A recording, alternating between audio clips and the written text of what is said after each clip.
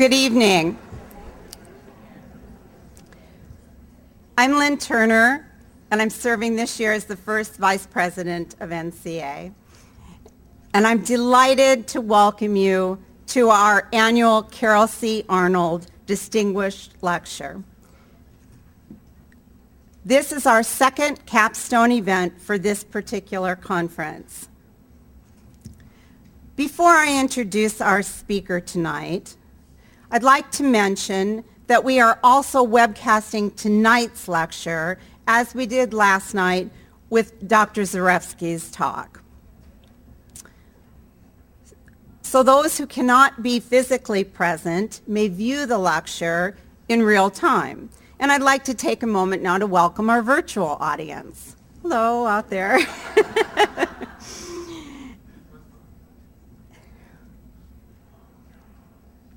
In addition, the webcasts of tonight's lecture, as well as last night's and tomorrow night's, will be archived on the NCA website, and those who are interested may download them at their convenience after the conference. Tonight's lecture webcasting expenses were generously donated by Pearson, Allen, and Bacon, and we thank them so much for that endowment.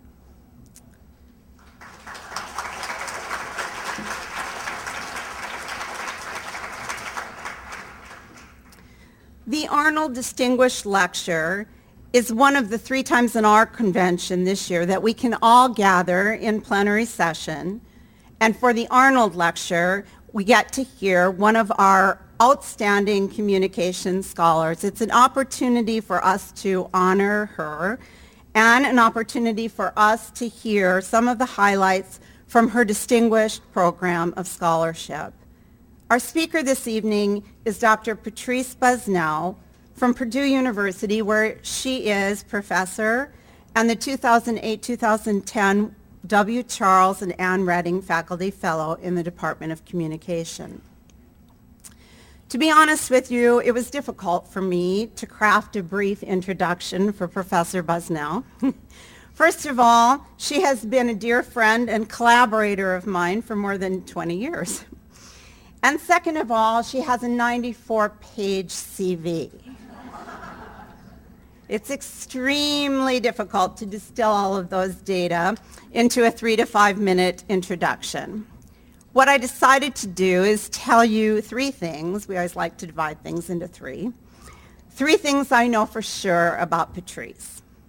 Number 1, she is a collaborative and generous scholar.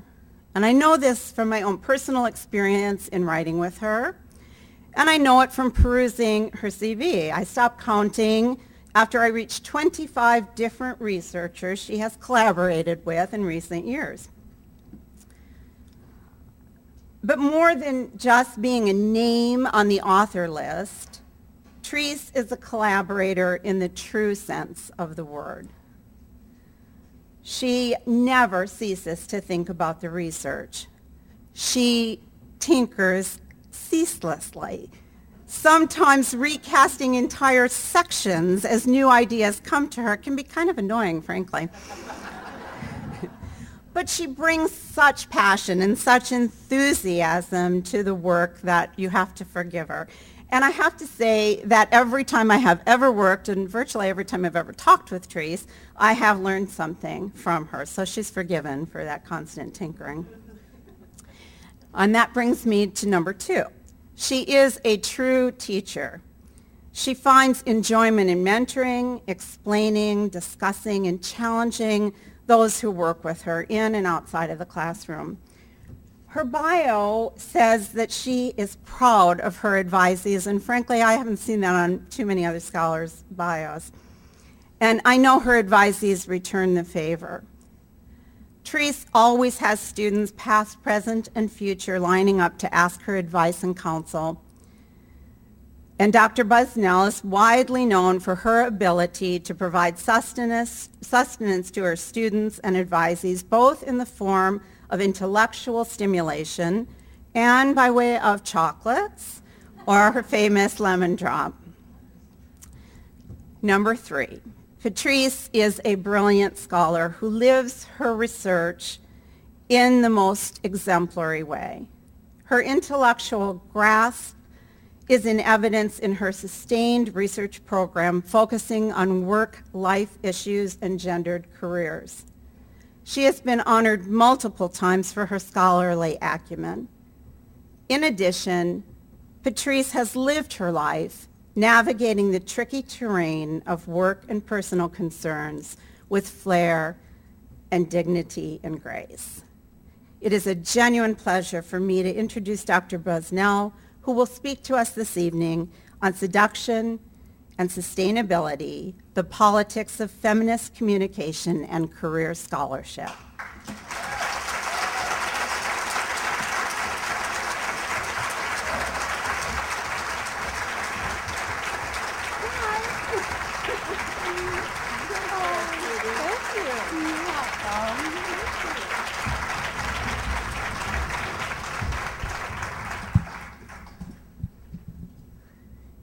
Thank you, Lynn, for such a wonderful introduction. I am deeply appreciative for the incredible honor that comes with presenting the Carroll C. Arnold Distinguished Lecture, and for the opportunity to discuss my own and others' research on topics that are so vital to our everyday lives.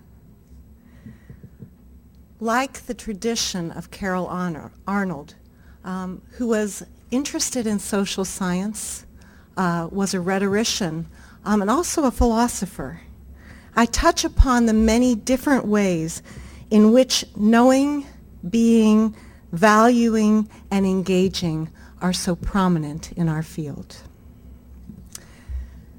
As you can see from the title of my talk, seduction and sustainability is the main thread on which I focus. So let us begin with the first part, seduction. Where is seduction in our lives? We may be seduced by the images that we find beautiful and captivating, ideas that transfix our minds and souls, our individual and collaborative work toward addressing global grand challenges. We may be seduced by the stories that numbers can tell us when we do statistics and the human behaviors we can predict. Seduction may link to the longings that we harbor in the recesses of our mind, and certain scents, touches, and memories, collective and individual, that are glimpses into our pasts and that tug at our hearts. There are many ways we can consider seduction. But let me define my term by using, if not a highly credible source, then certainly one of the most used. According to Wikipedia, seduction can be defined in the social sciences as the process of deliberately enticing a person to engage. Seduction, seen negatively, involves temptation and enticement. Seen positively, seduction is a synonym for the act of charming. For me, seduction has emerged many times throughout my career. The whispers and excitement of possibilities that come with our work, the systematic analyses of moments when voice and agency have seemed simultaneously contested, constrained, opened, and fulfilled, perhaps ironically and often paradoxically. The hope for institutional and societal change, my own and many others' parts in the communicative construction of visions that are equitable, enticing, resilient, sustainable, transformative. These visions of organizing can be accomplished by using the considerable force of communication scholarship. It is the distinctive qualities of our field from all divisions and interest groups, whether labeled feminist or not, that seek equity, quality of work life, and well-being for females and males that seduce me. As I temporarily set aside the opening of this lecture, let me acknowledge that perhaps this discussion thus far hasn't quite fulfilled the allure of the seduction part of my title. For that, please forgive me, and I promise to return to seduction at the conclusion of my talk. Let me also note that my talk uses a particular iterative methodological technique that's known as writing stories and crystallization, about which NCA's current mini-conference called Multiple Stories for Multiple Audiences is concerned. In some of my work, I use writing as a method of inquiry. As we know, it's through the stories and iterative sense-making processes that we assemble and refashion the meanings of and in our lives. Many members of our discipline use stories to assist in their health and media campaigns. Still others, like myself, use stories to draw people into different examinations of work life and policy issues. For example, some of my narratives center on everyday personal and legal struggles that families face when caring for adult children with disabilities. Through writing stories, however, I mean something different. Here, I create intersections among multiple data forms in a postmodern deconstruction of triangulation and mixed genre texts, and produce crystallized, that is, genre boundary breaking insights about careers, gender, and communication in everyday lives. To me, this process requires that I use the best available research grounded in diverse epistemologies and ontologies: social scientific, interpretive, critical, rhetorical, and postmodern, from within our own and across other disciplines.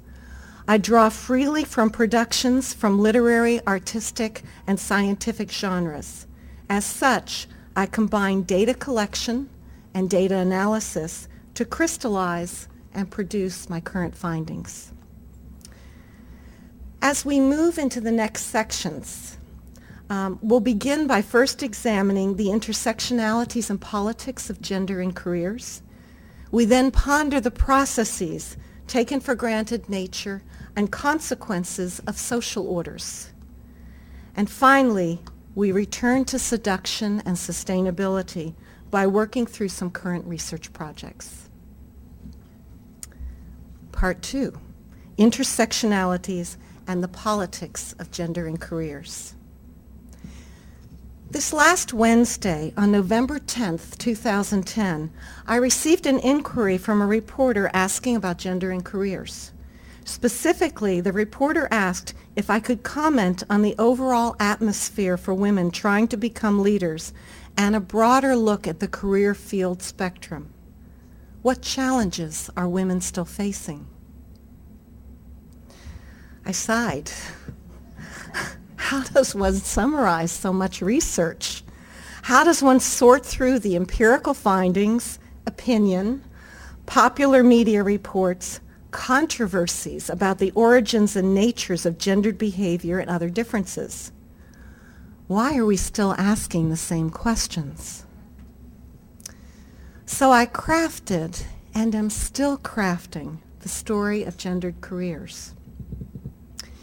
In terms of career issues and decisions, there are still few women at the top of corporations for a variety of reasons, and despite efforts and resources devoted to interventions designed to level the playing field.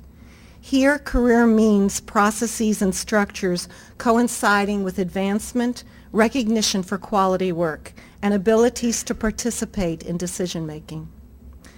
As demonstrated in Catalyst reports on women leaders and meta-analyses, stereotypes persist, with women sometimes not being perceived as having the decisive qualities to lead. The image of the ideal worker, manager, engineer, entrepreneur, professor is still male. So women in these occupations have to provide extra evidence as to their fit for these positions, meaning that they aren't automatically credible. Sometimes women are not included in informal conversations, not deliberately excluded, but they just don't happen to be in the men's room. At team sports, in the right place when people are headed out for coffee breaks and lunch. Sometimes the organizational or occupational culture is so intense, long hours, weekends, overseas and conference travel, and so on, that anyone, male and female, with other things in their lives besides their activities corresponding to paid labor, cannot devote 24/7 attention. With these extreme jobs, there are costs to relationships and families and burnout. These costs are exacerbated if work continues over long stretches. There seems little assistance, and even so, using this assistance can be perceived as signs of weakness.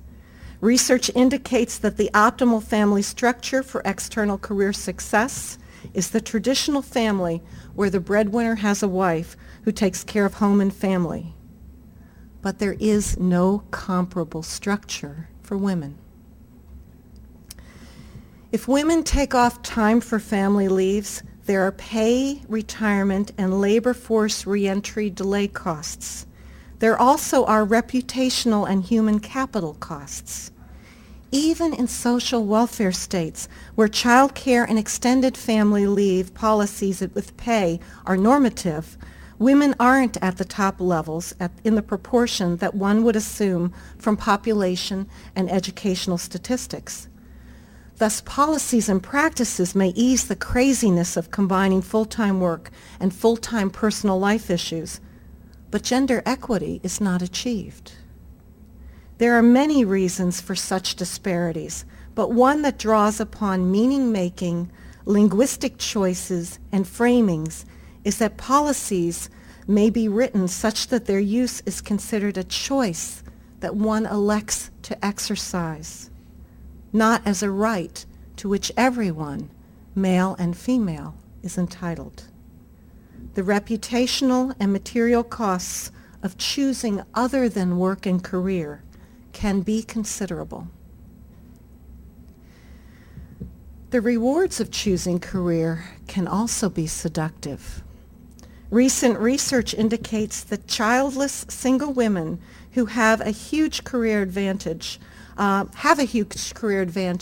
in terms of external success because their childlessness and presumed relationless state signal their full commitment and devotion to work. Add in here that women are discouraged from voicing and enacting their ambitions over the course of their lifetimes. They may not have the encouragement to take the classes, like advanced math, that are entry criteria for certain well-paid occupations. They may look around and see that similar others are not in their aspirational occupations. They may realize that women are the one who usually relocate and revise their careers accordingly. In fact, they may not even consider careers that involve heavy time investments over childbearing years. And the numbers of years and work involvement that provides career entry or ascent to the tops of their profession means that they need to consider trade-offs, possible age-related infertility, or less energy for the increasingly demanding role expectations for mothers. They may not be willing to do so, especially when they see so few female role models at the very, very top levels. Even those who are encouraging don't know exactly what to do or advise their daughters in terms of their own careers and others' careers. For instance, Tracy and Rivera reported in 2010 that male executives perpetuate gendered and private sphere orientations with regard to women. When asked what their children's work and family futures might look like, these executives could describe their sons' organizational prospects and what kinds of personal relationships would enable career success. However, they were vague about their daughters' dreams and hoped that their daughters would work until children came. They could not envision what kind of partnerships would assist their daughters' career aspirations. In academe, this past week in Higher Education Impact, that's November 10th, 2010, Research on letters of recommendation for women indicate that if she's portrayed as collegial or focused on non-prestigious aspects, then she won't get the job. In academe, letters of recommendation are, to a statistically significant degree, less likely to highlight her research, less likely to describe her in superlatives, and more likely to include extraneous information. Please note that these findings aren't all about women. It's about the values to which we adhere and our expectations for what is an appropriate fit into particular careers. As a result, research indicates that communal males might not be considered if the positions and careers require assertiveness and work devotion. So let's say that the woman conforms to the right career trajectory, focuses on the right kinds of work, devotes her time to work rather than other life aspects. Then she should be okay, right? Well, not exactly. Her publications are less likely to be cited. If she's drop-dead gorgeous, she may not be viewed as competence, like someone can't be smart and attractive simultaneously. But her attractiveness, while it may harm her career, and we're talking about drop-dead gorgeous at this point, it doesn't seem to hurt men's careers at all. In fact, it enhances their careers. Her attractiveness, race, and other aspects not part of occupational qualifications may show up on teacher evaluations and rate my professor. She most likely would be paid less in academe. If she's a mother, she may incur motherhood penalties, less pay and promotions, with no comparable fatherhood penalty. And these results on pay just came out this week too. There is so much more. Suffice it to say that comparable social scientific research and demographic analyses are found across disciplinary fields, institutions, and occupations. In a world where meritocracy, hard work, and the right capitals, human, intellectual, symbolic, and social, presumably lead to individual career success, we still downplay the structural and ideological reasons for the contours and consequences of women's careers. Much less is documented about what men lose in gendered career systems when they attempt to combine the new requirements of fatherhood to be involved directly and daily, to be the primary financial support, and to combine and contribute their work toward a broader community. Even less is documented about men and women of color and other social identity groupings inconsistent with the prototypical worker or professor. I have been citing social scientific, experimental, and demographic research, most of which has just come out in the last couple years or hasn't even been published except in online first or in other venues. They're from many different publication outlets, but many are in journals and other venues that are at the top of their fields, including communication. I use these data to remind us that the conditions are not just complaining women, and that use of critical mass and the business case for diversity alone can depoliticize gender in the workplace. So where do we go from here? No one, no organization, no society can sustain this kind of 24/7 lifestyle. Exclusions of talent and knowledge in such a hyper-competitive global environment. The occupational, organizational, and institutional cultures that are maintained on sets of values and practices that align with singular streams of traditional and stereotypical characteristics, life rhythms, and privileges associated with less than half the population. Nor can our field and society afford to alienate a new generation that may be unwilling to reconcile the incredible workload with the level of rewards.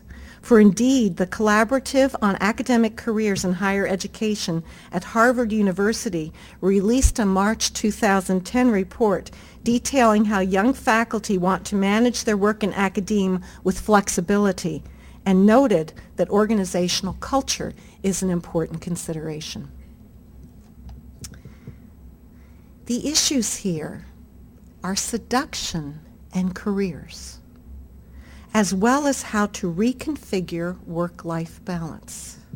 We, men and women, are seduced into giving our all because we perceive our work to be meaningful and to contribute to the well-being of others. That's why many of us are here. Yet we may not take into consideration our own well-being and the ways the language and practices of career entice and excite us. It is not work-life balance about which I speak, although we call it that simply because it's the common vernacular. Doing work is not the issue, nor is work not a part of life. The issues are sustainability of career, personal interests, and engagement. Ponderings and the social order. We all have memorable moments that crystallize for and about ourselves and others. I may take a little narrative license in the details, but these stories are true nonetheless. Let me share a few of mine. My brother Charles once looked at me and remarked, "What a sacrifice it was to finish your degree." Well, I was astounded. It's true that I had packed up my 4 children aged 4 and under to return to Purdue and write my dissertation while living in what was then called married student housing. So that gives you some idea of what it was like. But sacrifice? I replied that I had never even thought of it being a sacrifice, that not doing my dissertation would have been the real sacrifice. My husband, an interpersonal scholar, back there, Steve Wilson, greeted me at the door one day when I returned from school and motioned, "Shh, come here." It was Robin, child number 6, sitting on a bed with her ever-present pacifier in her mouth. She was surrounded by books, a laptop, a cordless phone, chocolate cookies. So Lynn is right, chocolate's always in the picture, and a coffee mug. When asked what she was doing, she replied, "Being a mommy."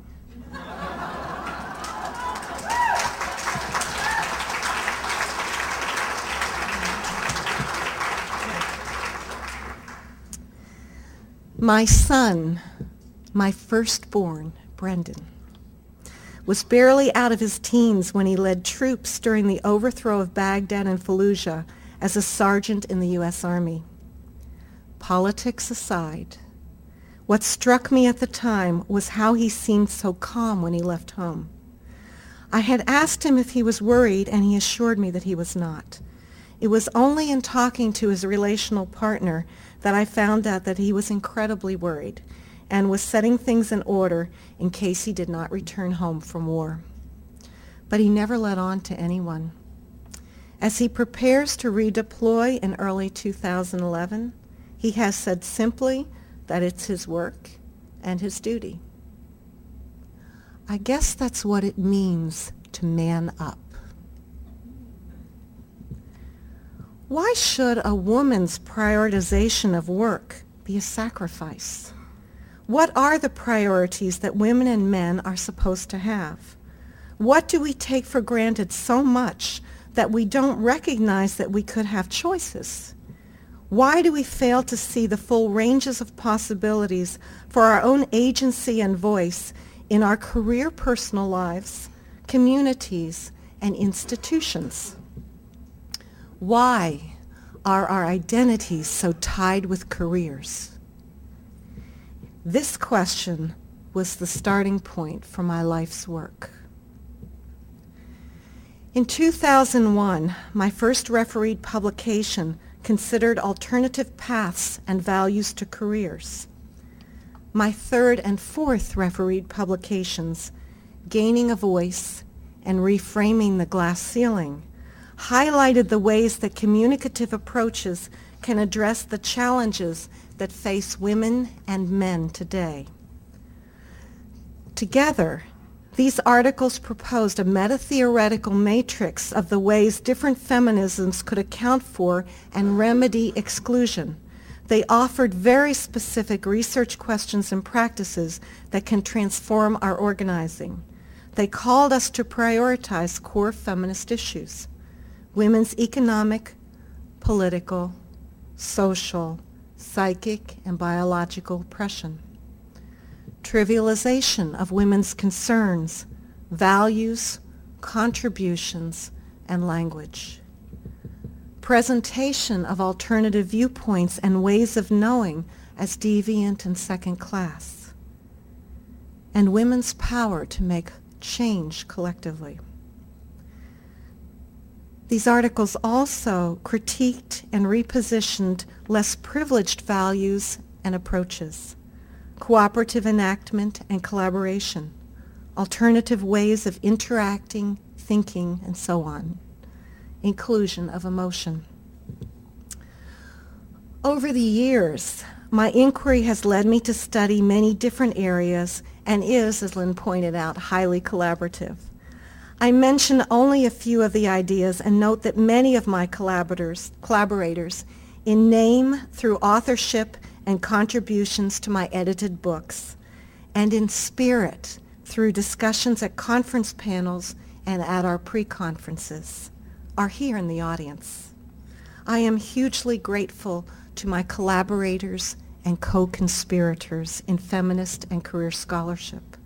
To give you a sense of these research projects, they include rethinking what communication scholarship and practice might look like from feminist perspectives, demographic analyses of labor force statistics to indicate who is advantaged and who is disadvantaged by the new career in our neoliberal political economy, multi-methodological analyses of interview data to display diverse women's and men's priorities, logics, and negotiations in attempts at career and personal life sustainability. Performance of female engineering students' stories about the development of and their persistence in following their career dreams.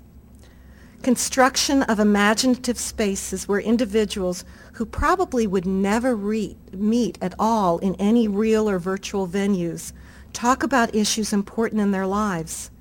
These interview data expose underlying assumptions and intersectionalities and identities: class, race, occupation, gender, and family that are all evident in everyday talk and interaction.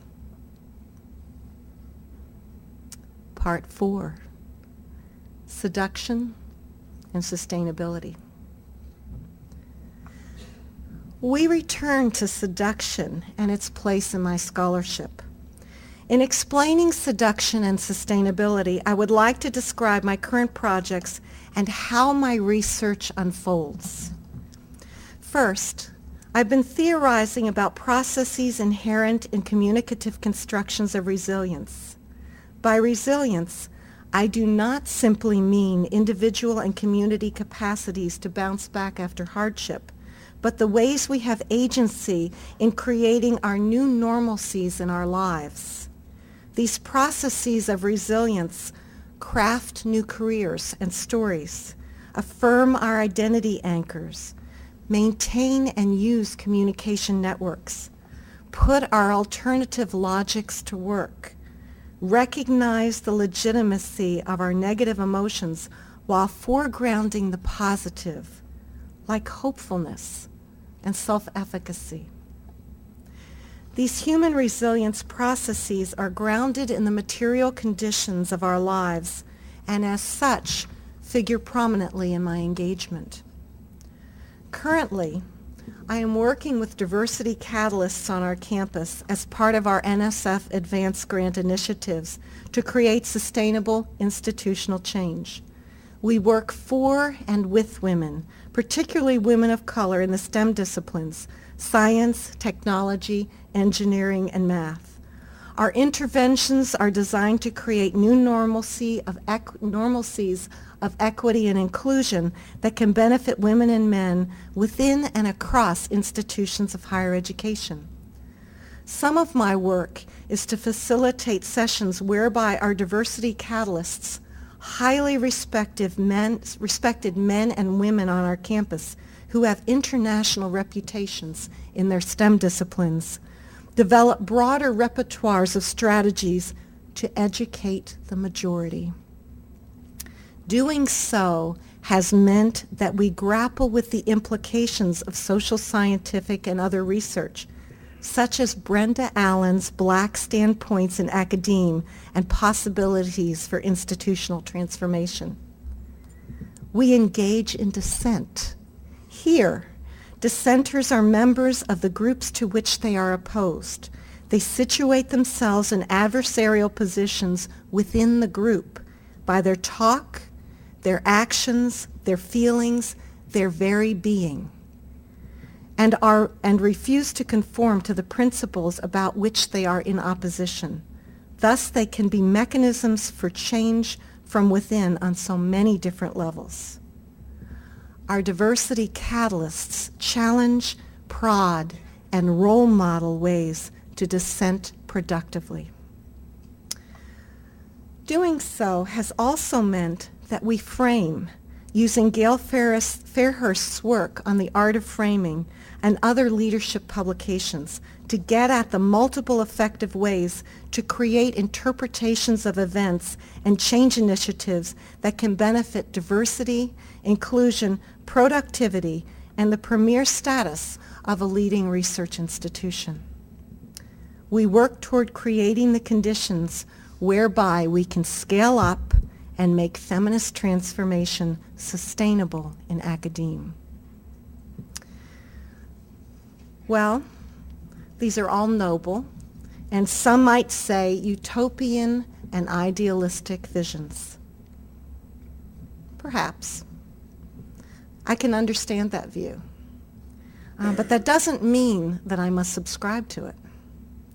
I don't want some vision that excludes the messiness, contradictions, variety, color, surprises, intersectionalities of, and ongoing sense-making involved in sustaining difference and equity. Nor have I ever wanted these visions to be solely about women. It isn't perfection that I seek. It is understanding, acknowledging, and working within women's and men's real lives. To that end, I combine seduction and sustainability in processes. My final example is my current object of infatuation and desire. I must admit that I am absolutely enticed and entranced by the depictions of the creative industries and creative team productions. New media and technologies, in this case, television, Selectric typewriters, Xerox copiers, intercom systems. In a highly volatile era that rivals our own uncertainties and societal changes, in this case, civil rights, the second wave feminist movement, divorce, the pill, Cuban Missile Crisis, mergers and acquisitions, assassinations of key political figures, including John F. Kennedy, and 4 young girls in Birmingham. It is a realistic show. It is the award-winning drama, Mad Men. In it, we see how the positionalities of the primary characters, primarily white, Protestant, middle and upper class men in the ad agency, Sterling Cooper Draper Price, do not see what is happening around them. They fire the gay art director, Sal Romano, when he does not acquiesce to a client's demands. We see Betty Draper Francis remarking to her black nanny and housekeeper, Carla, while listening to the radio about outbreaks of violence, that maybe it's not time for civil rights. We see the pairing of an interracial couple labeled as his, the white and pretentious Paul Kinsey, his attempt to be cool, and the divorced Helen Bishop as a threat to marriage. We see the copywriter, Peggy Olson's success during a client meeting, undercut after the meeting by a male colleague's remark that she has lipstick on her teeth. There is resilience, the stirrings of a new normalcy, moments of dissent, and the visibility of the gendered social order. It's 50 years ago, the 1960s, in Mad Men. Is it really so different today? I'd like to show you a clip.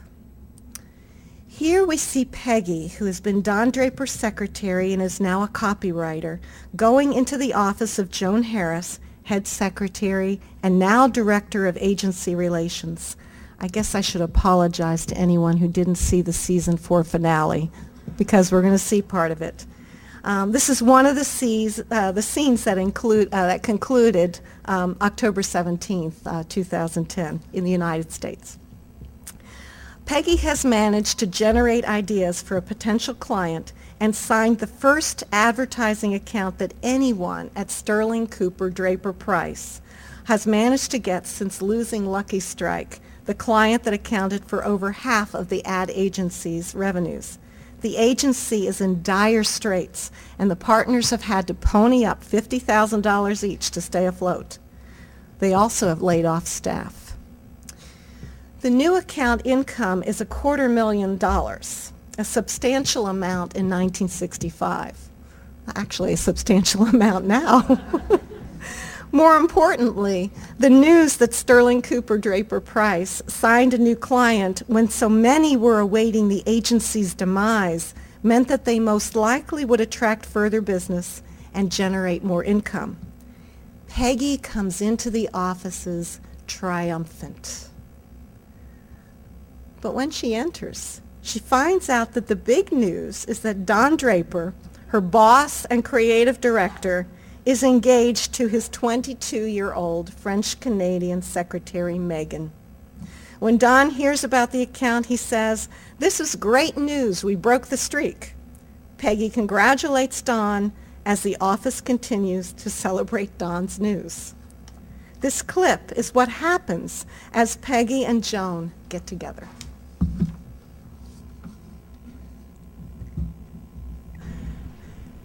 Probably make her a copywriter.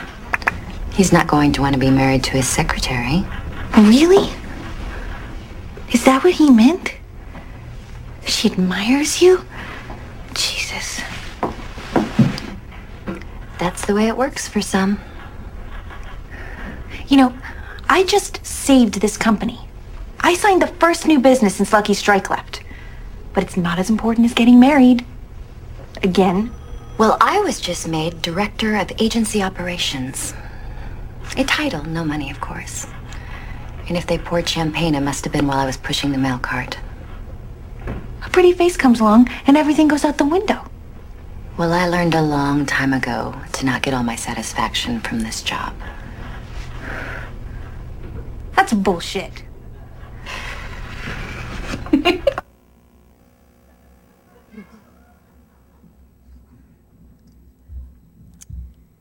It is what I see every day, overhear, and ponder that lures me into research projects. Once there, I find myself offering bits and pieces of these fragments to entice others into my journey toward feminist organizational transformation. I believe, and I'm in good company about this view, that workplaces and organizing, virtual or otherwise, offer the sites whereby we can effect change that can reverberate throughout systems and in different parts of life. It has been and is a concerted effort from all areas of our field that can actualize the vision both of greater equity amidst the magnificent array of diversities that surround us, and of sustainable career, personal life dynamics. I am deeply, deeply appreciative and honored to have just presented the Carroll C. Arnold Distinguished Lecture.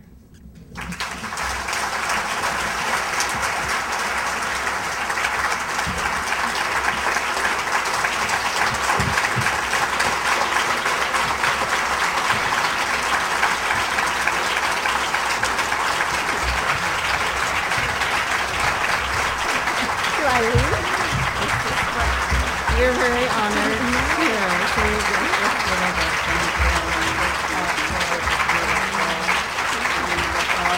I get to show the